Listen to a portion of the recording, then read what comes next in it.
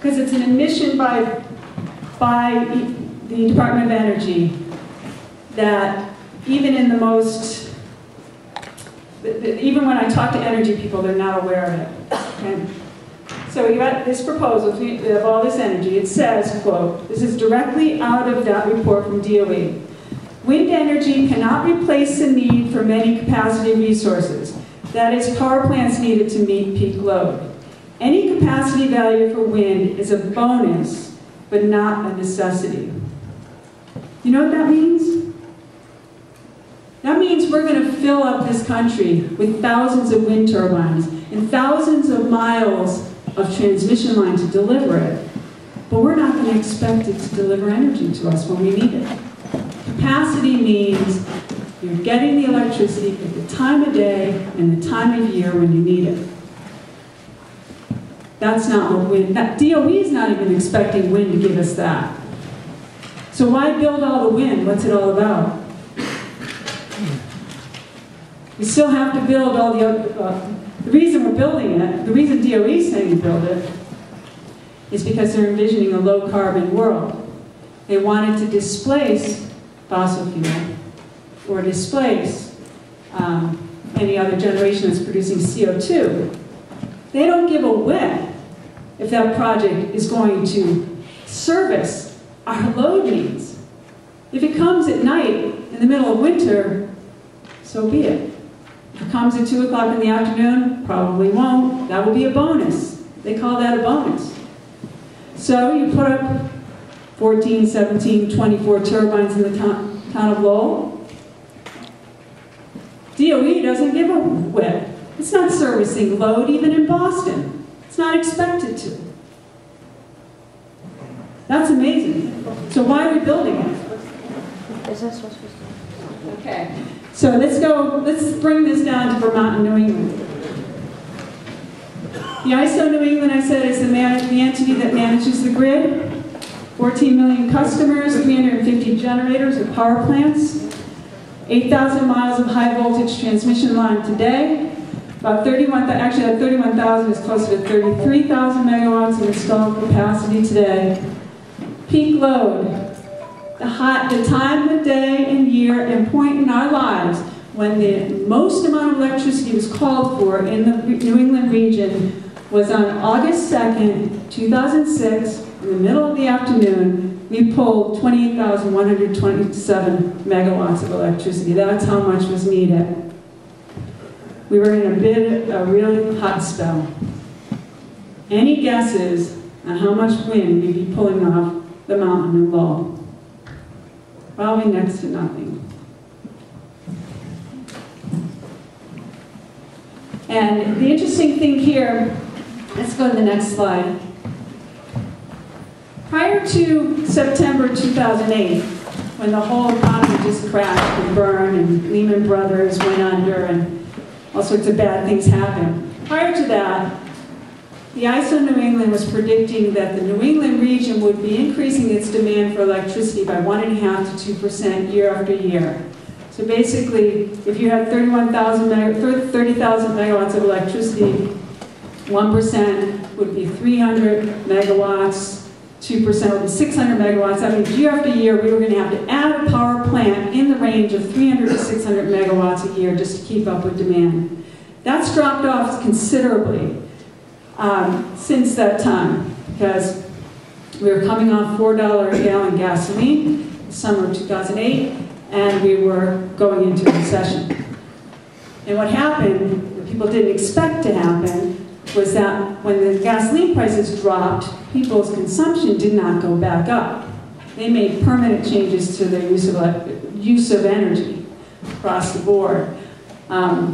So what you'll see in 2008, this is the forecast of electricity needs. This is for 2008 to 2009, 2009 to 2010. It's flat. The annual use of electricity energy was, I'm going to look at the summer peak number, the 27,765 2008, 27,875 2009. So it's pretty flat. And then in 2010, really isn't going up much.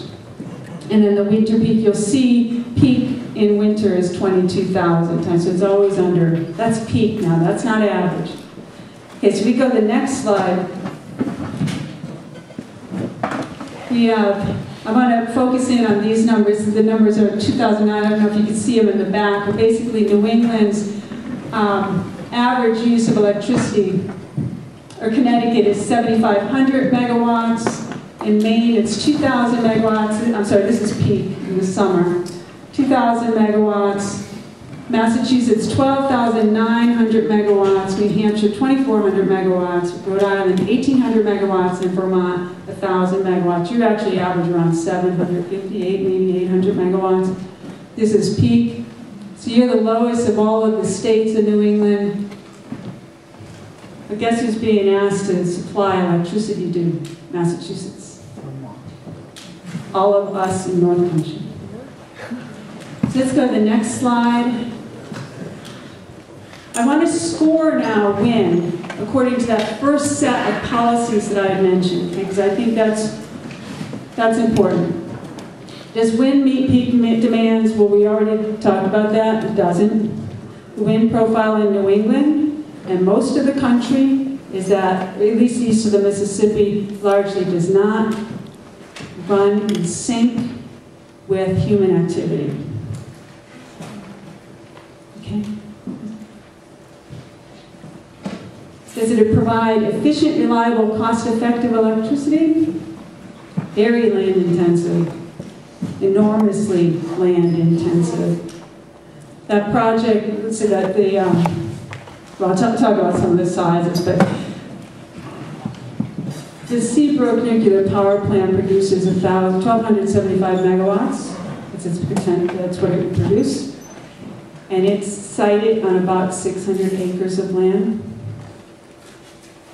Project out in Illinois is about just under 300 megawatts wind on 19,000 acres of land. So the wind guys would say, well, you know, we're really not using all 19,000 acres. You could farm in and around that, and it's a wonderful thing. You could have this co-use of the land. That's not what you can't share. You can't crop dust with their turbines. The impaction around the turbines has destroyed the ability to farm in them. Those farmers are paid money because they can't use their land in places. The turbines themselves are sited a distance away so that one turbine doesn't directly interfere with another turbine. So it is actually consuming space, and you are restricted from any kind of building or development that can happen in between the towers. So that land is encumbered in a significant way. That's not efficient use of land. Not for energy generation. They're locationally constrained. You have to build the project where the fuel is. You can't put the wind in a truck and transport it. It's unpredictable. Everyone says it's intermittent. Here's where we can compare it to hydro. Hydro is intermittent. Wind is intermittent. They're the same, right? That's not true. Hydro is intermittent, but it's predictable. People who own small hydro facilities, generators own small hydro facilities, or the big hydro facilities, you could do some pretty significant, you could reliably power someone with that electricity, and you know when it's not going to produce, and you know when you have to supplement that production with something else because it's not producing.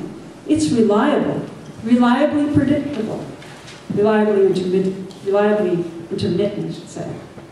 Wind is not. No matter how, we don't have the forecasting tools right now to really understand when the wind's going to blow, how hard it's going to blow, and what kind of window. By the hour, 24 hours in advance. We don't have it. And it's costly. It's very costly. As Mr. O'Neill here said, wind doesn't have a cost to it. There's no cost to the fuel, so what's the problem? Well, if that's the case,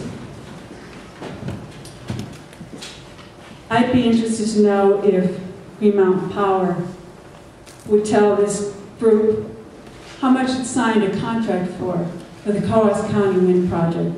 How much money is it paying for the electricity coming up from that project?